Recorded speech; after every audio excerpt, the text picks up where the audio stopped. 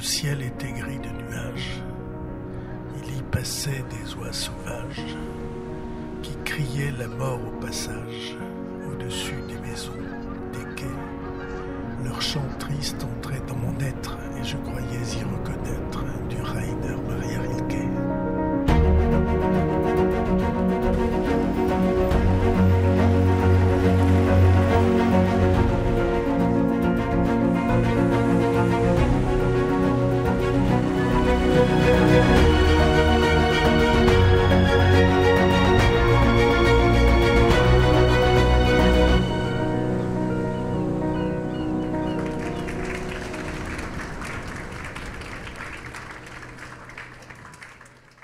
Lire, c'est oser.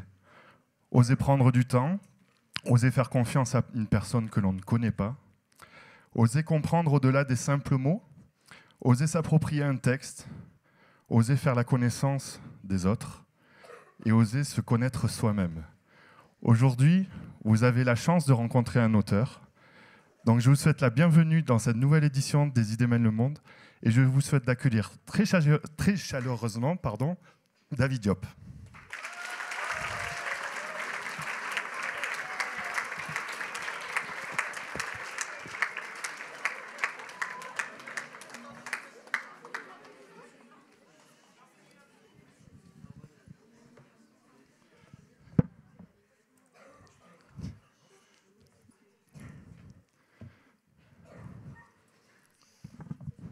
Bonjour David, bienvenue. Bonjour.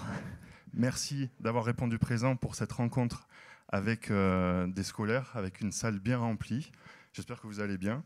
Je vous présente David Diop. On va parler justement livre, le dernier qui est sorti, Le pays de rêve. Mais aussi on va parler surtout de l'auteur, de votre parcours. Et comme il y a plein de jeunes dans la salle, moi je voulais savoir quel est votre premier souvenir littéraire. Alors bonjour à toutes et tous, merci d'être là. Alors vous avez dit quand vous m'avez annoncé le programme qu'il y aurait des questions. Je réponds à des questions à condition que vous m'en posiez aussi. Donc j'attendrai vos questions avec vraiment beaucoup d'intérêt. Alors ma première rencontre avec la littérature, ça a été par les contes. Parce que les contes m'ont été lus et m'ont été dits. Alors lus par mes parents. Et donc évidemment ça devenait un rituel d'entendre un conte. Mais en même temps, comme j'ai vécu toute mon enfance et mon adolescence au Sénégal, j'ai entendu des contes dits. C'est-à-dire qu'il y a une forme d'oralité qui fait qu'on a une sorte d'échange avec le conteur qui est assez fort. Et je pense que ça, c'est ma première rencontre avec la littérature. Ensuite, il y a eu des livres de la bibliothèque de mes parents où il y avait des classiques. Et je me suis vraiment très tôt intéressé à la lecture. Et je me souviens que pendant l'été, je lisais vraiment beaucoup. Et puis, peut-être qu'il ne faut pas le dire, il y a eu un moment où j'ai plus eu envie de lire. C'est resté comme ça pendant quelques mois. Je ne sais pas pourquoi. Et ensuite, le désir de lecture est revenu après. Alors ça, c'est la période lecture, mais l'écriture aussi, à quel moment c'est venu ? Alors, je pense que, là encore, l'écriture, elle a été seconde. C'est-à-dire que j'aimais bien, quand j'étais tout petit, inventer des poèmes à l'oral. Et ils ont été transcrits par ma mère. Et donc là, je pense qu'il y avait déjà un goût pour le jeu sur les mots chez moi très tôt. Et d'ailleurs, depuis que je l'ai appris, j'observe chez les enfants cette capacité à jouer avec le langage et à créer des images, des belles métaphores, parce qu'on est encore à ce moment où on se permet de jouer avec le langage, où il y a certaines parties de la langue qu'on ne comprend pas, mais dont les mots peuvent plaire. Ces parties de langue qu'on ne comprend pas peuvent avoir un attrait parce qu'on ne les comprend pas, mais parce que le mot a une belle sonorité. Et donc, ça a été mon premier moment de littérature, mais à travers un média qui était ma maman, qui écrivait ce que je lui disais.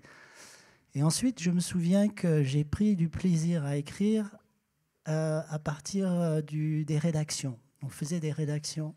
Je ne sais pas si on en fait toujours. Et j'aimais raconter des histoires, j'aimais écrire en temps limité. Donc ça a été le premier moment, je crois que c'était à l'école primaire, où j'ai eu le goût de l'écriture. Ensuite, j'ai commencé mes études supérieures et j'ai eu envie de répondre à un concours qui était proposé par Radio France Internationale et qui proposait un sujet de nouvelles. Et j'ai envoyé une nouvelle et elle n'a pas été acceptée. Donc j'ai arrêté tout et puis j'ai commencé à travailler à ma carrière, on va dire, d'universitaire. Et puis à un moment donné, je me suis dit, bon, je vais peut-être m'y remettre. Et c'est pour ça que je peux dire, et je le dis assez souvent, mais ce n'est pas une boutade, hein, je suis un vieux jeune écrivain. Alors justement, vous vous êtes mis à un moment donné à écrire. Vraiment, c'est venu comment ? Vous avez d'abord enseigné et puis après vous êtes venu au stade d'écriture. Comment c'est venu cette envie ? Je ne sais pas, c'est difficilement explicable. Il y a ce goût en fait de l'écriture. Il est peut-être déjà inspiré par l'envie d'imiter aussi ceux qui ont écrit.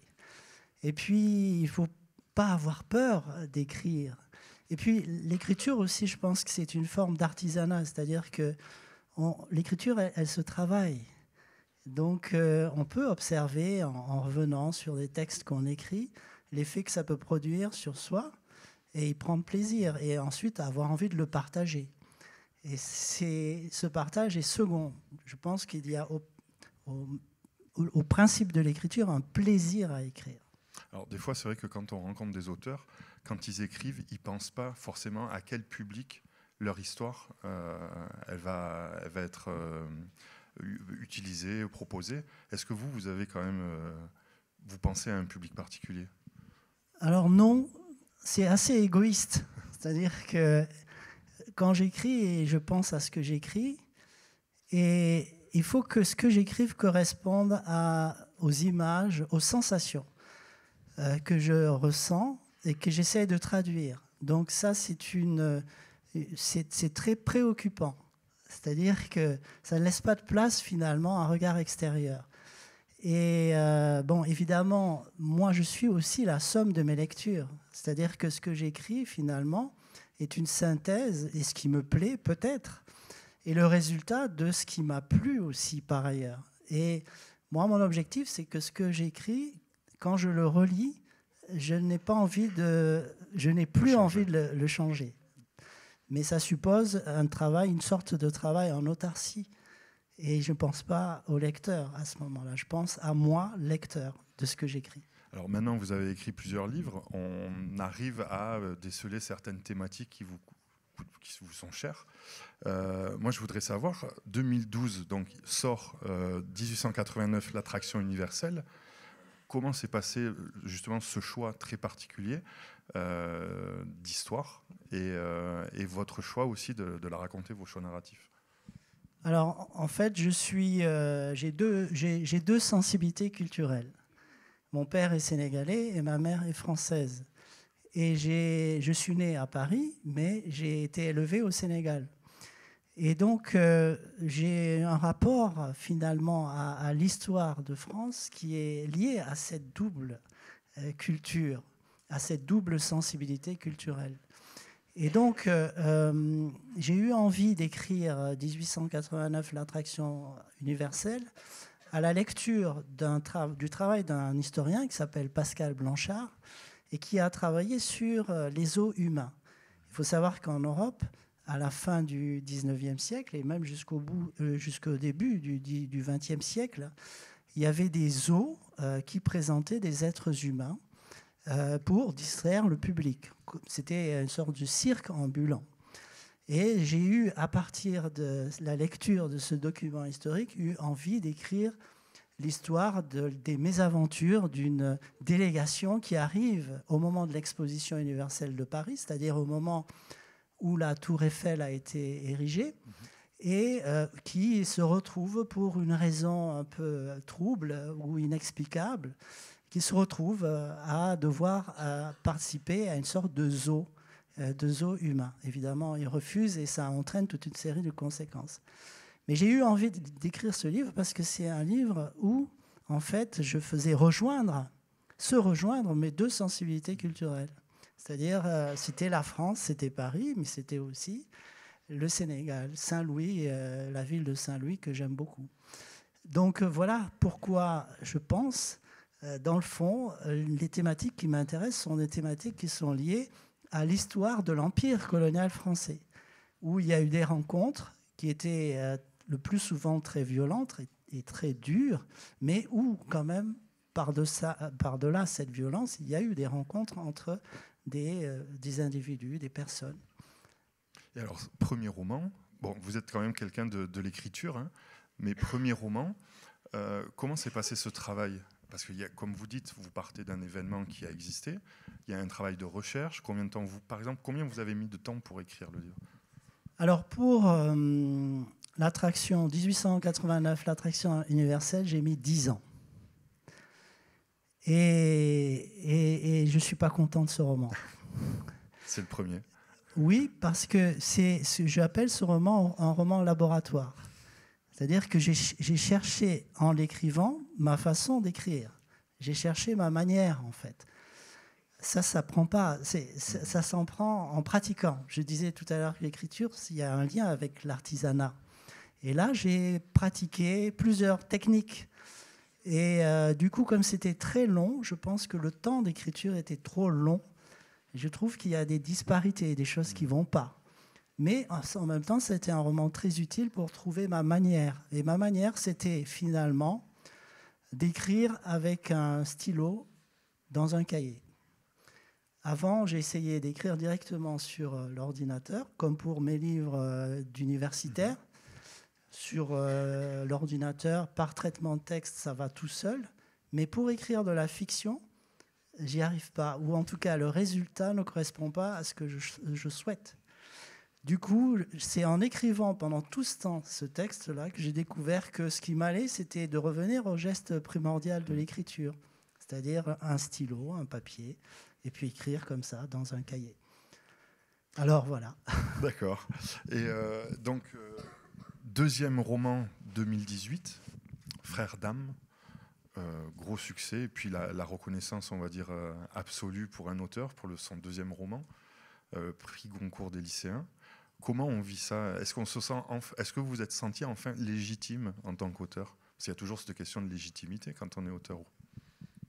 Alors, en fait, pour mon premier roman, je connais le prénom, le nom et la date de naissance de tous mes lecteurs.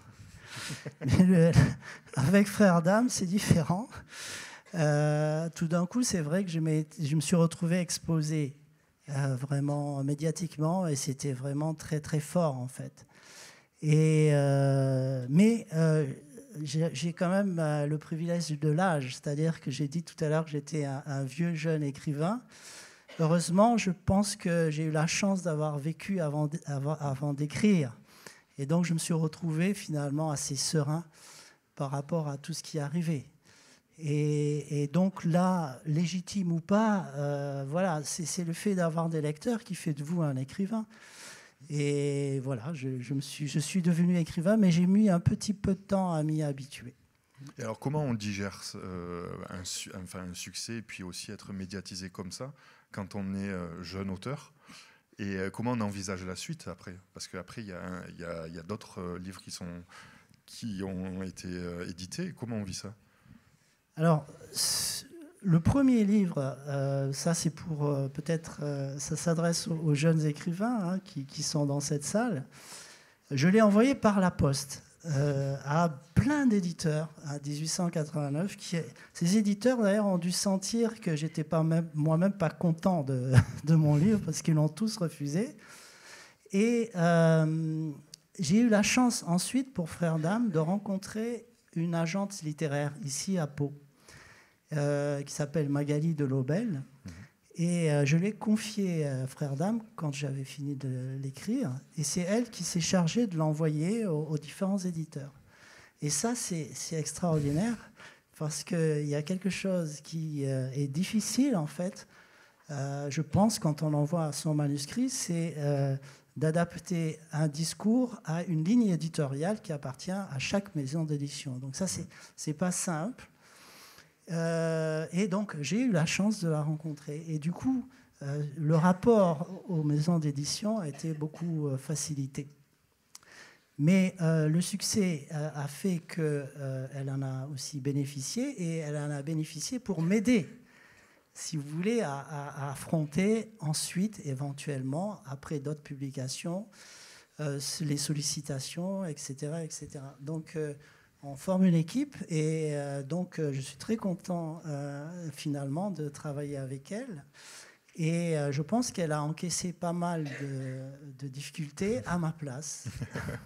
Alors c'est avec gros succès aussi et grosse reconnaissance, parce que vous êtes le premier Français à recevoir le prix international Booker. C'est un roman français traduit en fait en anglais. Et puis aussi, les jeunes, ça va leur parler. Omar Sy a fait des lectures du livre. Barack Obama l'a conseillé aussi en lecture. Comment on vit ça? Est-ce qu'il y a un après tout ça? Alors, Omar Sy est aussi sympa en vrai que dans les films, hein. Ça c'est certain. Je l'ai rencontré à Avignon. Il a souhaité lire des extraits de Frères d'âme. C'était pour moi fantastique. Et j'ai l'impression en effet que grâce à la littérature, j'ai pu faire des choses que j'aurais jamais pu faire. Et j'en suis vraiment très reconnaissant au public aussi, qui a aimé le livre et qui a permis que ce type de rencontre puisse arriver. Barack Obama, j'ai appris aussi comme ça. Il fait des listes où il conseille des ouvrages. Il a conseillé le mien. Et l'International Booker Prize, c'est un prix qui est assez extraordinaire parce qu'on le partage avec le traducteur ou la traductrice. Et ma traductrice, qui s'appelle Anna Moskovakis, qui a traduit donc Frères d'âme en anglais, c'est une écrivaine américaine, une poétesse. Et c'est quelqu'un vraiment d'extrêmement intéressant à rencontrer. Parce que la traduction, c'est une forme de création aussi.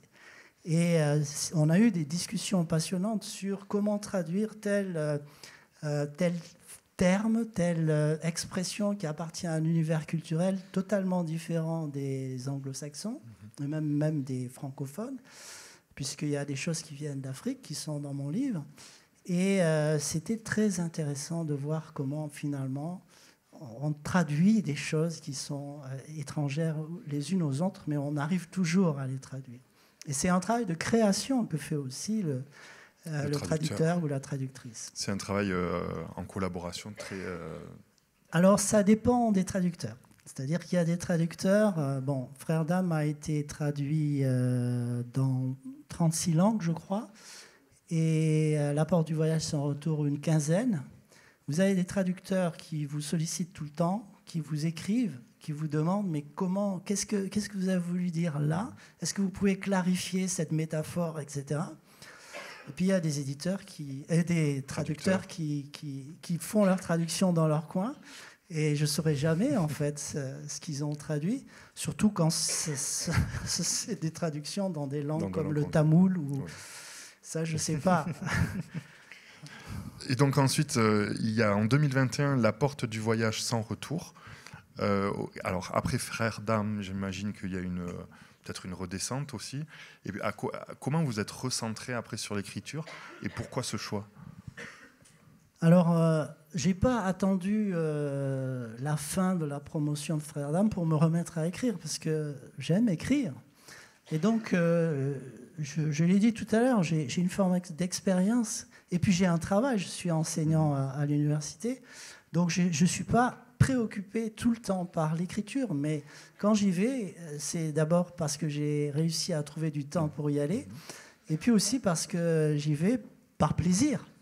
Et donc, il n'y a pas eu de pression particulière sur l'écriture du roman suivant. Quand vous avez quelque chose à raconter, vous vous mettez au travail? Oui, voilà. Il faut que j'ai une idée, un projet, et que ce projet commence à me hanter. C'est-à-dire que je commence à vivre avec l'histoire, avec les personnages. C'est peut-être un peu embêtant pour mon entourage de temps en temps parce qu'ils ont l'impression que je suis absent. mais je suis présent à d'autres. Et donc, ça peut être compliqué pendant un certain mois, oui. Alors, la transition est très mauvaise, mais vous allez m'excuser. Vous avez parlé de cauchemar. On va justement parler de rêve maintenant, puisque c'est votre dernier ouvrage. En tout cas, celui qui est édité. Peut-être que vous êtes déjà sur autre chose. Le pays des rêves, qui est sorti en 2024. Un genre complètement différent. Aussi, peut-être un public visé qui est différent auparavant. Vous avez choisi la poésie, le conte, la fable. Pourquoi tous ces choix à ce moment-là de votre carrière d'écrivain? Alors, le pays de rêve, au départ, c'était un texte qui m'a été demandé par un journal qui s'appelle Les Inrocks. Et pas qu'à moi, c'était juste avant les élections, les dernières élections présidentielles. Et on a demandé à plusieurs écrivaines et à plusieurs écrivains de répondre à cette question: quelle est la France de vos rêves? Et moi, j'ai retourné la question. On nous avait laissé carte blanche. Donc j'ai dit, bon, je vais inventer un conte, ça m'est arrivé tout de suite, dont le personnage principal serait une jeune femme qui s'appellerait Rêve. Et donc, ensuite, le texte a été publié dans Les Inrocks, et il y a une maison d'édition qui s'appelle Rajo, qui m'a demandé si j'acceptais que ce texte soit repris par eux pour la jeunesse. Et j'ai accepté. Alors, il y a eu des modifications par rapport à ce que j'avais écrit pour le journal. Il y a des amplifications. J'ai rajouté quelques développements, quelques échanges entre la grand-mère et Rêve, sa grand-mère et Rêve. Mais l'essentiel du texte n'avait pas été d'abord écrit à destination de jeunes. Donc voilà, en fait, quand j'écris, je ne pense pas, je vous l'ai dit tout à l'heure, au destinataire. C'est finalement quelque chose qui vient après. Alors, l'origine, voilà, cette envie d'écrire, de traiter de sujets graves, contemporains dans le pays de rêve, comment ça s'est passé? Parce que c'est des chapitres... l'histoire est assez ciselée quand même, oui. Avec un côté poétique. C'est des chapitres qui font 2-3 pages. Comment vous avez procédé à ce travail d'écriture? Alors, déjà, la thématique, c'est l'exil. C'est-à-dire que j'ai eu l'occasion, il y a quelques années maintenant, j'ai été sollicité par le New York Times qui m'a demandé d'écrire, je n'ai pas écrit en anglais, hein, mais ça a été traduit, sur un sujet qui me semblait essentiel et problématique, et dont la problématique était récurrente. Et tout de suite, j'ai pensé à cette question de l'exil. Pourquoi? Parce que j'avais lu dans Le Monde un article sur un monsieur qui s'appelle Rachid Kouraïchi, qui a créé un cimetière à Zarzis, dans le sud-est de la Tunisie. Et c'est un cimetière où il enterre les cadavres de tous ceux que la Méditerranée, tous les migrants que la Méditerranée rejette. Et les courants font que, quand ils partent de Libye, en fait, leur corps échoue à Zarzis, leur reste. Et lui a dit, je vais créer un cimetière qui sera magnifique, où je vais mettre des coupelles sur les tombes où les oiseaux viendront boire, un jardin parfumé avec des orangers. J'ai lu ça, ça m'a vraiment touché. Ça m'a vraiment frappé. Et puis j'ai donc écrit un article autour de cette question de la migration et surtout de la Méditerranée. On sait que, par exemple, entre 2014 et 2020 et quelques, il y a eu plus de 20 000 morts qui ont disparu. Finalement, la Méditerranée, c'est un cimetière à ciel ouvert. Et donc, quand j'ai lu et que j'ai fait le tour de toutes ces données, je me suis dit, il faut que j'écrive. Si on me demande d'écrire sur quelque chose qui me touche, je vais écrire sur ce sujet. Et du coup, j'ai fait, après avoir écrit cet article qui a été traduit et qui a été publié aussi dans Le Monde, j'ai fait, dans le fond, des rencontres. J'ai fait des rencontres avec notamment des jeunes migrants à Pau, qui sont recueillis par l'OCFA, et qui ont une professeure de français qui s'appelle Marilyn Riffel, qui fait un travail formidable avec eux, qui leur demande d'écrire leur trajet. Et moi, j'ai vu des jeunes gens et des jeunes filles qui ont raconté leur trajet, qui ont à peu près votre âge et qui sont partis, certains de Côte d'Ivoire, certains du Sénégal, certains d'autres pays, du Mali ou de la Guinée, et qui ont marché 2000 km dans le désert, qui sont arrivés en Libye, mais c'est des histoires qui défient l'entendement. Ça dépasse tout ce que vous pouvez imaginer. C'est tellement dur que j'étais extrêmement ému quand j'ai entendu ces jeunes gens me raconter leur histoire de vive voix. Ils ont quoi, 15, 16 ans, etc. Et donc j'ai eu envie, après, d'écrire un récit évoquant ces drames. Ces drames sont commandés par un rêve, toujours. C'est un rêve de vie meilleure.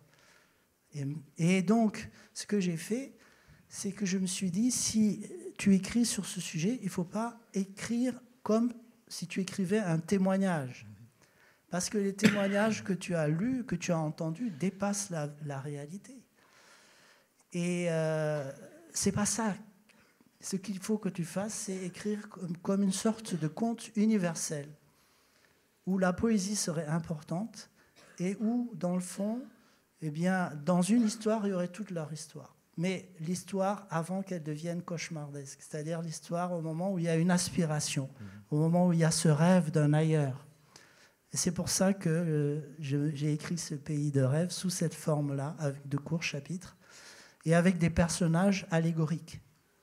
Il y a Rêve et puis il y a sa grand-mère, dont le nom n'est révélé qu'à la fin, et qui sont pour moi les deux extrêmement liés. Ce sont à la fois des personnages de romans, mais en même temps, ce sont des concepts, des idées. Une approche philosophique, oui, un petit peu. Donc on a parlé voilà, de ce roman avec des courts chapitres. Justement, est-ce que vous pouvez nous en lire un ? Un extrait ? Oui, un extrait, oui. Si vous voulez. Je vais lire le début. D'accord.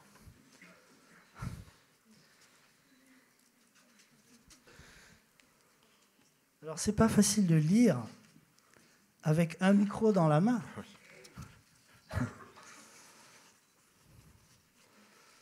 Alors, je vais essayer.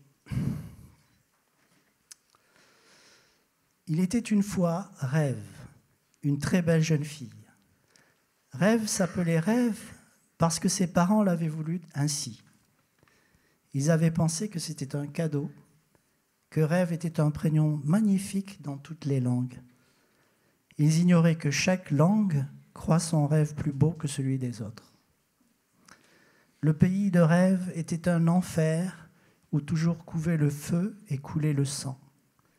Un de ces pays sans trêve et sans repos, où l'on récolte par brassées, au lieu de blé, de riz ou de maïs, des milliers de vies animales et humaines. Rêve était orpheline. Ses parents avaient été prématurément fauchés en plein travaux des champs par des soldats désœuvrés. Toute petite encore, Rêve avait été recueillie par sa grand-mère paternelle qui l'avait élevée en tâchant de la cacher aux yeux du monde. La beauté d'une jeune femme dans le pays de Rêve était dangereuse, un appel au crime. Dans l'attente de jours meilleurs, la grand-mère de Rêve l'avait enlaidie de haillons, de crasse et de misère. Elle l'avait ensevelie loin de la campagne, dans une ville de briques et de brocs, un cauchemar de plastique rabougri, de tôle ondulée, trouée et de carton délité. Une ville fumée d'immondices. La grand-mère prévoyait un avenir radieux à Rêve, mais avant tout, elle devait la protéger du mauvais œil. Celui des soldats désœuvrés glisse sur la laideur et ne s'arrête que sur la vive beauté pour la moissonner aussitôt. C'est pourquoi sa grand-mère s'efforçait de ne pas trop montrer Rêve. Depuis son plus jeune âge, Rêve ne sortait que la nuit du taudis de métal où elle vivait. Pour subsister, ombre parmi les ombres, Rêve se servait dans les poubelles débordantes de sachets gras et de canettes à moitié vides du palais du grand désœuvré. Pour se vêtir, c'était à la décharge montagne, amoncellement vertigineux d'habits pulvérulents, couvrant le sable de la plage et cachant la mer à l'ouest. La vie de rêve et de sa grand-mère se passait à convoyer des détritus depuis des décharges à ciel ouvert jusqu'à leur cabane poubelle hérissée de fils de fer rouillés. Merci. Alors, moi, dans les dernières questions, avant que les jeunes du public puissent vous poser des questions, en tant qu'auteur aujourd'hui, quel message vous avez envie de faire passer à la jeunesse ? Alors, à partir du moment où on nous met dans la position de faire passer des messages à la jeunesse, c'est qu'on nous place dans le camp des vieux. En tant que personne qui a de l'expertise... Bon, si vous voulez. Mais je ne me sens pas vexé. Non. J'ai eu ma jeunesse, elle est passée. Je vous envie d'avoir la vôtre. Mais je suis content de ne plus être jeune parce que chaque âge a ses plaisirs et ses difficultés. Moi, ce que je vous conseille de faire, c'est de continuer à lire de la littérature. Parce que la littérature, c'est le moyen de rentrer dans des mondes qui vous enrichissent. Vous êtes capable de lire des choses qui vont vous transporter dans des pays, dans des époques extrêmement différentes, sans bouger de votre fauteuil, et ces choses-là vont vous enrichir. Et vous vous rendrez compte de cet enrichissement dans vos rapports avec les autres, votre entourage, mais les autres êtres humains que vous allez croiser. Et c'est un formidable moyen de faire gonfler son humanité.